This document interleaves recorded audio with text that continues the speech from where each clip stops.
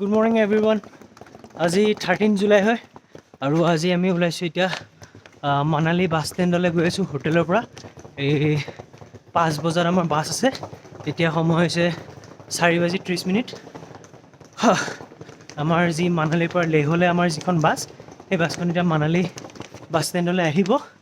সেই বাছ ষ্টেণ্ডৰ পৰা আমাক পিক কৰিব।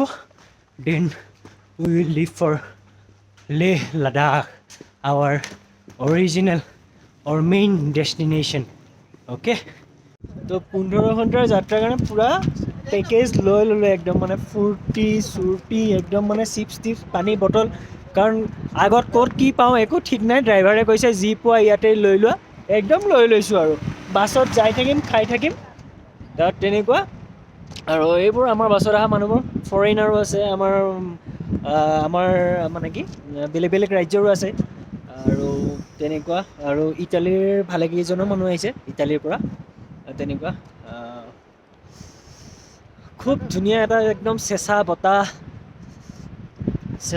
এটা গাত বিন্ধি আছে। আৰু ইয়াৰ বতাহবিলাক খালি মানে কৈছোৱেই নহয়, মানালীতো সেই তেনেকুৱাই আছিলে, কিবা বেজি টাইপৰ, মানে বিন্ধি যায় একদম, মানে বৰফৰ বেজিৰ নিচিনা তেনেকৈ। এতিয়া এয়া দেখিছে নহয়, একদম গোটেই মেঘেৰে ঢাকা পাহাৰ পৰ্বত। হাই আংকেল।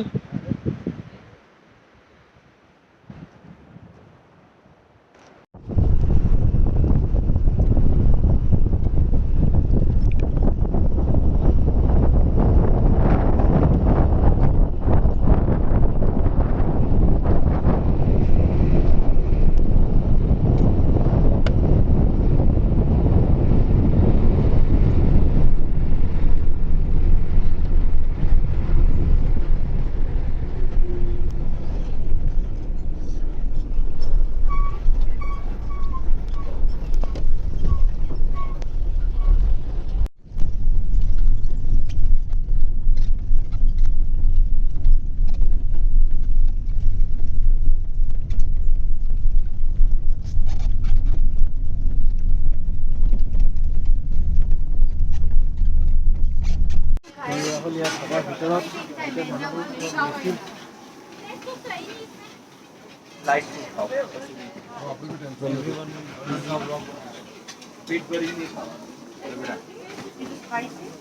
তো এই ধাবাবোৰৰ ভিতৰত মেহফিলটো এনেকুৱা হয়, ইয়াত মানুহবোৰ বহি আছে আৰু ইমান ধুনীয়া গাদ্দি পাৰি দিছে, ইয়াত মানে বিন্দাছ শুই যাব পাৰি। ইয়াত চব মানুহবিলাক শুই আছে। আৰু আমি এটা অৰ্ডাৰ কৰিলোঁ মছলা মেগী আৰু চুপ। বিকাশৰ কাৰণে চুপ, মোৰ কাৰণে মছলা মেগী। আৰু চবেই ইয়াত খাই আছে, পুৰা মজা একদম। তেওঁলোকৰ জুহাল হয়, ঠিকছে, খুব মজা লাগিছে। কি কওঁ আৰু, নতুন এক্সপিৰিয়েঞ্চ হৈ আছে। যিমানে আগুৱাই গৈ আছোঁ সিমানে নতুন এক্সপিৰিয়েঞ্চ হৈ গৈ আছে। আৰু নতুন মানুহ লগ পাইছোঁ, চিনাকি হৈছোঁ, ভাল লাগিছে আৰু বহুত ধুনীয়া লাগিছে। ইয়াৰ এটা খুব ফানী মোমেণ্ট ক্ৰিয়েট হৈছে।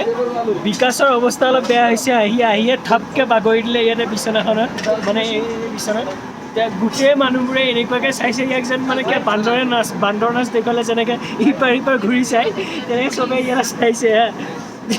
ইয়াৰ অৱস্থা তাৰপিছত এভৰিৱান ইজ ষ্টেণ্ডিং এট হিম। তো ইয়াৰ অৱস্থা টোটেলি খাৰাপ হৈ গৈছে। তো তেনেকুৱা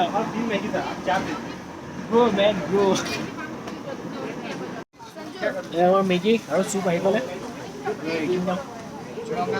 He's now will be fine. Are you okay now?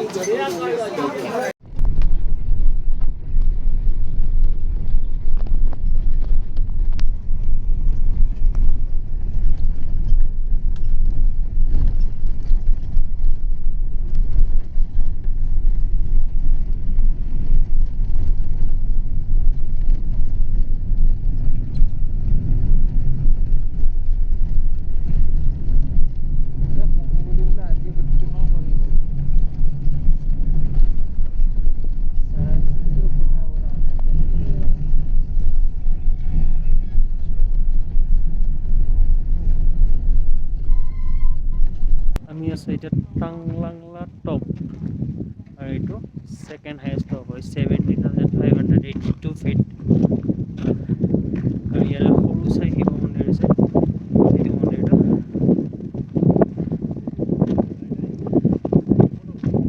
পুৰা বতাহ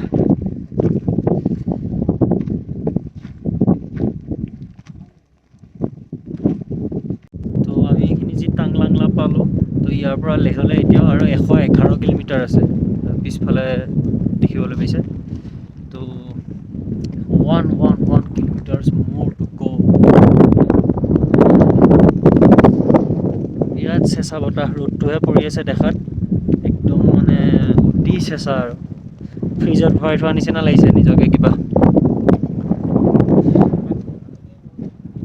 আমি প্ৰায় ওচৰ পাইছোঁ আৰু লেহৰ উপচি বুলি ঠাইখিনি পাইছোঁ লেহলৈ আৰু 50 কিলোমিটাৰ আছে মানে এঘণ্টাৰ ৰাস্তা ধৰি লোৱা তো এইখিনি ঠাইত শেষ বাৰৰ বাবে চাহ খাবলৈ গাড়ী ৰখাইছে চাহ খাই ল'লোঁ মই আৰু গৈ আছোঁ ইয়াৰ ওচৰত এটা ATM আছে গোটেই কেছ চেছ হৈ গ'ল আৰু ওপৰত মানে ATM পাওঁ নে নাপাওঁ নেটৱৰ্ক থাকে নে নাথাকে তো এইবোৰ বহুত ইছ্যু আছে ওপৰত তো ইয়াৰ পৰাই এইকেইটা দিনৰ কাৰণে কেছ উলিয়াই লৈ যাওঁ ইয়াত খোজকাঢ়ি থাকি কথা ক'লে বহুত ভাগৰ লাগি যায় কি চেঁচা বতাহ একদম ভিতৰলৈ সোমাই যায় মানে তেনেকুৱা অ'কে বাকী আপডেট দি থাকিম ষ্টে টিউনড আৰু অৱশেষত দিনটোৰ যাত্ৰাৰ মূৰত এয়া লাডাখত ভৰি থৈছোঁ সদ্যহতে এয়া ৰাতিৰ লেহ